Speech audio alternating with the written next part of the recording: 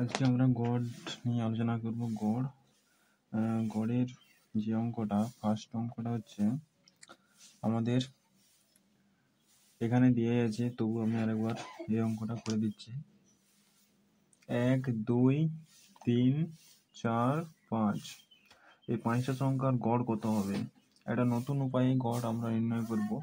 এই 5টা সংখ্যার গড় কত হবে? এই 5টা সংখ্যার গড় আমাদের এই 3 হবে। 3 হবে, কারণ 1, 2, 3, 4, 5 যখন এই সারি সারি কোনো নাম্বার সিরিজে এই এগুলো নাম্বার থাকবে 1, 2, 3, 4, 5, তখন এই মধ্যে যে সংখ্যাটা থাকবে সেটাই আমাদের গড় হবে। তোমরা এটা চাইলে যোগ করে ভাগ করে দেখতে পারো। যোগ করলেও আমাদের কত হবে? 5, 4, 9, 9, 3, 12, 12, 13, 14, 15, 15 কি এখানে কটা আছে? 1, 2, 3, 4, 5 5টা সংখ্যা আছে। 5টা সংখ্যা দিয়ে 15কে ভাগ করলে কত হবে? 3 হবে। 5, 3, 15, তাহলে 3 হচ্ছে। তাহলে এখানে আমাদের 3 হচ্ছে। তারপরে একটা সংখ্যা হচ্ছে জোড় সংখ্যা 2, 4, 6, 8, 10।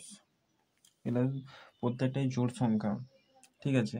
এটাও জোড় সংখ্যা, এটাও জোড় সংখ্যা, এটাও জোড় সংখ্যা, এটাও জোড় সংখ্যা, এটাও জোড় সংখ্যা। তাহলে এদের মধ্যেখানে কোন সংখ্যাটা আছে?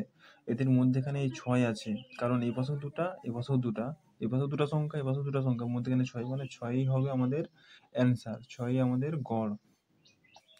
6ই আমাদের গড়।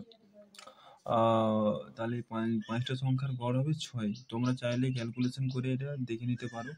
তারপরে আমরা যাব, ধরো 3 নম্বরে হচ্ছে 1,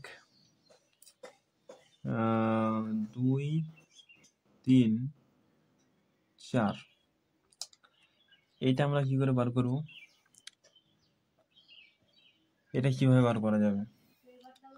এইটা এখানে দুটো আছে, এখানেও দুটো আছে, মধ্যেখানে এটার এই 4টার মধ্যেখানে হচ্ছে এইখান, এই 4টার মধ্যেখানে হচ্ছে আমাদের কত হবে? 2.5 হবে। মধ্যেখান হবে 2.5, এই 2 এর মধ্যেখান হচ্ছে এইটা, তার মানে 2.5, মানে এটা 2.5 হবে। এদের গড় হবে 2.5। তোমরা এটা যোগ করে 4 দিয়ে ভাগ করে তোমরা এটা বার করে নিতে পারবে, 2.5 হবে।